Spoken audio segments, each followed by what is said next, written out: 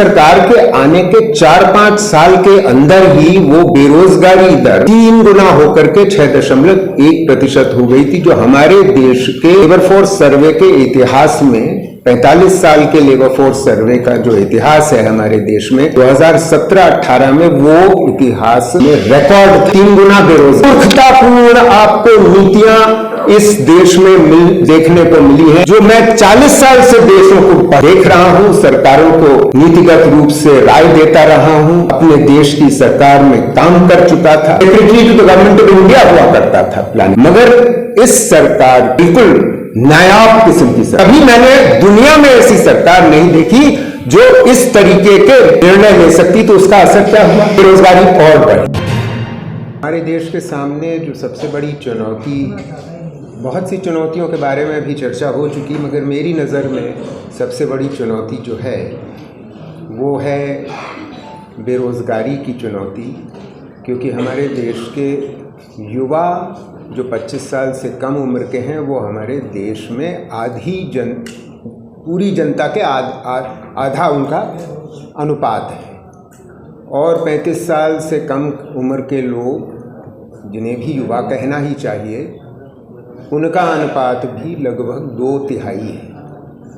तो जाहिर है कि अगर स्थिति ऐसी है कि बेरोज़गारी बड़ी तेज़ी से बढ़ी है और ये समस्या हाल ही में अधिक हुई है, इस विषय पे मैं आपसे चर्चा करना चाहता हूँ।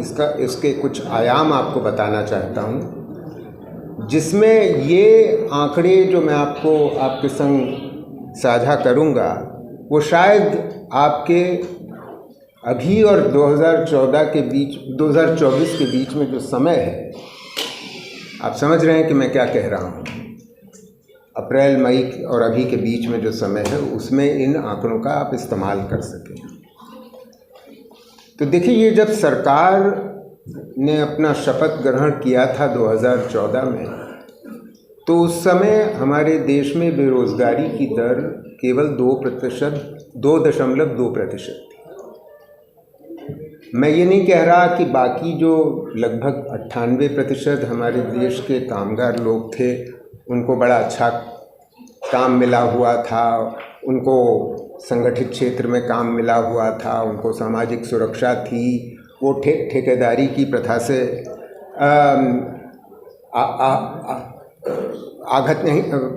उनके ऊपर आघात नहीं किया जा रहा था। मगर मैं ये कह रहा हूँ कि अगर मोटे तौर से एक आंकड़ा लेकर के चलें, 2.2% केवल बेरोजगारी दर थी। इस सरकार के आने के 4-5 साल के अंदर ही वो बेरोजगारी दर 3 गुना होकर के 6.1% हो गई थी, जो हमारे देश के लेबर फोर्स सर्वे के इतिहास में 45 साल के लेबर फोर्स सर्वे का जो इतिहास है हमारे देश में 2017-18 में वो इतिहास में रिकॉर्ड था, जो 3 गुना बेरोजगारी हुई। क्यों हुई? इनकी नीतियों की वजह से हुई। उन नीतियों के बारे में मैं संक्षेप में थोड़ा सा चर्चा करूँगा और फिर और आंकड़े आपके सामने रखूँगा। 2004 इसका एक ऐतिहासिक परिप्रेक्ष्य भी आपको समझना आवश्यक होगा, वरना ये जो 3 गुना हुई बेरोजगारी उसका अर्थ क्या है और वो ये क्यों हुई आप नहीं समझ पाएंगे। ऐतिहासिक परिप्रेक्ष्य ये है कि हम पिछली सरकार को भी बहुत गरियाते थे, हालांकि उस सरकार में मैं भी था, अंदर रह कर के उस सरकार के से लड़ता झगड़ता था।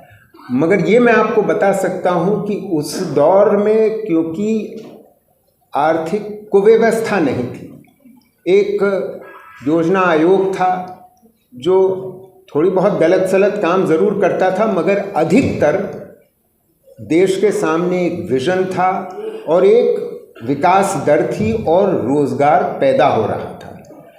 क्या विकास दर थी उस दौरान? 2004 और 14 के बीच में वो विकास दर थी 8% सालाना, जो हमारे देश के इतिहास में कभी नहीं हुई। 50 साल में वो विकास दर हमने कभी नहीं प्राप्त करी थी। तो 8% सालाना का जो विकास दर थी, उसमें रोजगार सवाल ये है कि कितना पैदा हो रहा है। क्योंकि आपको इस बात से आप अवगत हैं कि पिछले 15-20 साल में हमारे देश के युवा बड़ी तेज़ी से पढ़े लिखे जा रहे हैं। तो वो कृषि छोड़ना चाहते हैं, और वो कृषि छोड़ना सही छोड़ना चाहते हैं कि उसमें आमदनी नहीं है। उस विषय पर मैं वापस आऊँगा, मगर अभी हम गैर कृषि क्षेत्र की बात थोड़ा सा कर लें, क्योंकि जाहिर है अधिकतर लोग हमारे देश के, और युवा खास तौर से, गैर कृषि क्षेत्र में ही रोजगार ढूंढते हैं। इस वजह से भी और ढूंढने लग गए हैं क्योंकि वो ज़्यादा से ज़्यादा शिक्षित होते चले जा रहे हैं। तो कितना रोजगार पैदा हो रहा था जब हमारी विकास दर 8% थी? हम लगभग 75 लाख नया गैर कृषि क्षेत्र में रोजगार पैदा कर रहे थे। उससे पहले 75 लाख नया गैर कृषि क्षेत्र में रोजगार नहीं उत्पन्न हो रहा था। ये समझना बहुत आवश्यक है। और ये जो डिमांड है कि सरकारी नौकरी ही चाहिए, सबको सरकारी नौकरी चाहिए, ये उस तरीके से उठ नहीं रही थी तब, जिस तरीके से, जिस ऊंची आवाज़ में आज वो उठ रही। वो आज इसलिए उठ रही है क्योंकि गैर कृषि क्षेत्र में, निजी क्षेत्र में रोजगार पैदा होना बंद हो गया है। तो ये जो 75 लाख का आंकड़ा है, इसको ध्यान रखिए। वो इस वजह से इतना रोजगार पैदा हो रहा था। लोग कृषि छोड़ रहे थे, उनके लिए रोजगार जाहिर है गैर कृषि क्षेत्र में उत्पन्न हो रहा था, इस वजह से छोड़ रहे थे। वो ज़रूरी नहीं कि मजबूरी में छोड़ रहे थे। अच्छा, तो ये 75 लाख, ये जब सरकार आई तो उसके संग क्या हुआ? सवाल ये है, पहले तो इस सरकार ने नोटबंदी करी 2016 में। इससे हम अर्थशास्त्रियों के बीच में ये चर्चा होती थी, क्योंकि हम तो सरकार में तब थे नहीं, तो हमारे बीच में ये चर्चा होती थी कि क्या इससे बड़ी कोई मूर्खता कोई भी देश का में हो सकती है? क्या हो ही नहीं सकती। हम इस नतीजे पे पहुंचे थे कि मतलब नोटबंदी जैसा काम, जिसमें 86% आपने करेंसी इन सर्कुलेशन को 4 घंटे में ऐसे चुटकी बजाते बंद कर दिया। क्यों? क्योंकि आपके पास वो मादा है, आप उस स्थान पे बैठे हैं, तो आप 4 घंटे की नोटिस पे ये कर सकते हैं। दुनिया के किसी देश में कभी ये ऐसा काम नहीं हुआ था। आप समझ रहे हैं? अगर दुनिया के किसी भी देश में ऐसा काम कभी नहीं हुआ था तो उसका असर क्या होगा आप समझ सकते हैं। और वही असर हुआ जो हमको डर था, जो खौफ था। असर ये हुआ कि गैर कृषि क्षेत्र में जो रोजगार पैदा हो रहा था, जो छोटी इकाइयां हमारे देश की, निजी क्षेत्र की छोटी इकाइयां जो रोजगार पैदा करती थी, उनकी इकाइयां ठप होनी शुरू हो गई। पहले उनके लॉसेस ज़बरदस्त हुए, उसके बाद जब वो लॉसेस को बर्दाश्त नहीं कर पाए, उनको सरकार से कोई सहारा नहीं मिला, तो वो बंद होनी शुरू हो गई। आज सवेरे ही मैं किसी से बात कर रहा था जो बेंगलोर में रहते हैं, उन्होंने बताया मुझे कि तिरुपुर का नाम सुना होगा आपने, तमिलनाडु में तिरुपुर में लगभग 5000 ऐसी इकाइयां हैं जहां से गारमेंट्स एंड टेक्सटाइल्स बनते हैं, हमारे देश के लिए बनते हैं और निर्यात होते हैं। उनमें से अधिकतर इकाइयां बंद हो चुकी हैं तब से और आज के बीच में। अब आप सोच सकते हैं कि उसकी वजह से कितनी बेरोजगारी बढ़ी होगी। और ये दक्षिण वो प्रदेश की बात कर रहा हूं जो एक विकसित प्रदेश है, और इस तरीके की छोटी इकाइयां पूरे देश में फैली हुई हैं। हमारे देश में छोटे छोटे क्लस्टर्स हैं, मतलब फिरोजाबाद में चूड़ियाँ बनती हैं, कांच का काम होता है, मुरादाबाद में ब्रास का काम होता है, अलीगढ़ में लॉक्स का काम होता है। इस तरीके की 6000 क्लस्टर्स हैं हमारे देश में। और इन 6000 क्लस्टर्स में आपको समझना आवश्यक है कि छोटी इकाइयां ही हैं, अधिकतर असंगठित क्षेत्र की छोटी इकाइयां हैं जो गैर कृषि क्षेत्र में रोजगार पैदा करती हैं। उनका अधिकतर जो आमदनी होती है और लेन देन होता है वो कैश में होता है, अधिकतर कैश में होता है। अगर आप नोटबंदी कर देंगे तो उसका असर क्या होगा? 86% आप देश की करेंसी को चुटकी बजाते ख़त्म कर देंगे तो उसका असर क्या होगा आप समझ सकते हैं। तो उसका असर ये हुआ कि जो 75 लाख सालाना गैर कृषि क्षेत्र में रोजगार उत्पन्न हो रहा था वो गिर करके लगभग 25 लाख रह गया। और इसी वक्त हमारे देश के युवा और पढ़े लिखे जा रहे थे, और जैसे जैसे वो पढ़े लिखे जा रहे थे वो गैर कृषि क्षेत्र में रोजगार ढूंढ रहे हैं। तो ऐसी स्थिति में अगर हमारी बेरोजगारी की दर 3 गुना एकदम से बढ़ जाती है 6 साल के अंदर, तो आप क्यों ताज्जुब होना चाहिए? नहीं होना चाहिए ताज्जुब आपको। नोटबंदी से हम निकले ही थे तो इस सरकार ने फिर एक जीएसटी लागू कर दिया। अच्छा काम किया। अगर उसको प्लान करके अच्छी तरीके से नियोजित ढंग से और एक अच्छी डिज़ाइन के संग जीएसटी लागू करते, 17 टैक्सेस देश भर के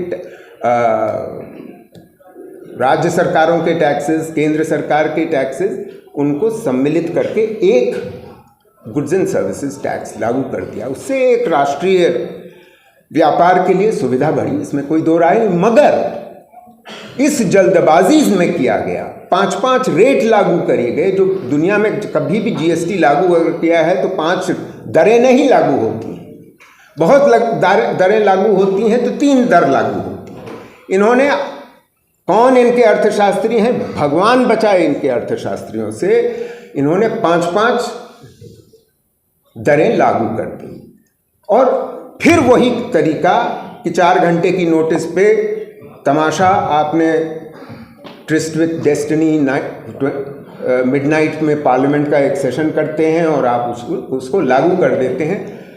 मतलब स्थिति ये थी कि जो छोटी इकाइयाँ उभरी ही नहीं थी नोटबंदी की तबाही से, वो फिर इसमें जूझने लग गई कि अरे चार्टर्ड अकाउंटेंट लाओ, अरे कंप्यूटर लाओ, क्योंकि हमें बीसीओ फॉर्म भरने हैं, हर महीने फॉर्म भर के देना है और सारा कंप्यूटर पे ही होना पड़ेगा, वरना जो हम टैक्स दे रहे हैं वो भी टैक्स वापस नहीं मिलेगा, क्योंकि वगैरह वगैरह। उसका असर बिल्कुल वही हुआ जो नोटबंदी का हुआ। उसका, इन दोनों चीज़ों का जो आप असर पाते हैं वो असर ये हुआ कि विकास दर निरंतर हर तिमाही गिरती चली गई, 2, 2.5, 3 साल तक वो गिरती चली गई। और ऐसी स्थिति में जो हमारी बेरोजगारी दर 2018 में वैसे ही उच्चतम स्तर पे, 45 साल के उच्चतम स्तर पे पहुंच चुकी थी, उसके बाद वो और जब विकास दर गिरी तो बेरोजगारी और बढ़ी। मगर अभी तो शुरुआत है। इसके बाद 4 घंटे की नोटिस पे 25 मार्च 2020 को एक राष्ट्रीय स्तर पे लॉकडाउन अनाउंस किया जाता है, घोषित किया जाता है। उस समय घोषित किया जाता है जब केवल 600 केस कोविड के थे, केवल 600 केस, उस देश में जहां आखिर में जाकर के 45 लाख लोगों की मृत्यु होती है 3 साल बाद। वो ये मानते नहीं है, वो बताते हैं कि केवल 4.5 लाख लोगों की मृत्यु हुई। असलियत में जिन्होंने इस बात को कायदे से स्टडी किया है वो बताते हैं कि मृत्यु इतने लोगों की हुई, वो 10 गुना थी जो सरकार बताती है। WHO और भारत सरकार के बीच में झगड़ा चला कि भाई कितने लोगों की असलियत में मृत्यु हुई। उस पर मैं नहीं जाऊंगा, मोटी बात समझिए कि जब 4 घंटे की नोटिस पे आप एक 140 करोड़ लोगों के देश को ठप करा देते हैं, बंद करा देते हैं, कर्फ्यू लगा देते हैं एक तरीके से, आपको ये जान के विश्वास नहीं होगा कि किसी भी देश में इस प्रकार का लॉकडाउन नहीं लगाया गया। पहली चीज तो राष्ट्रीय लॉकडाउन, दूसरी चीज 4 घंटे की नोटिस पे लॉकडाउन, तीसरी चीज इतना स्ट्रिक्ट लॉकडाउन जो एक ऑक्सफोर्ड यूनिवर्सिटी का मेट्रिक है, जो 3 साल तक वो लोग मेजर कर रहे थे कि किस देश ने कितना स्ट्रिक्ट लॉकडाउन लगाया। हमारा देश उस 3 साल निरंतर उच्चतम स्तर पे था। इतनी मूर्खतापूर्ण आपको नीतियां इस देश में देखने को मिली हैं, जो मैं 40 साल से देशों को देख रहा हूं, सरकारों को नीतिगत रूप से राय देता रहा हूं, अपने देश की सरकार में काम कर चुका था, secretary to the government of India हुआ करता था प्लानिंग कमीशन। मगर इस सरकार की ये बिल्कुल नायाब किस्म की सरकार, कभी मैंने दुनिया में ऐसी सरकार नहीं देखी जो इस तरीके के निर्णय ले सकती। तो उसका असर क्या हुआ? बेरोजगारी और बढ़ी,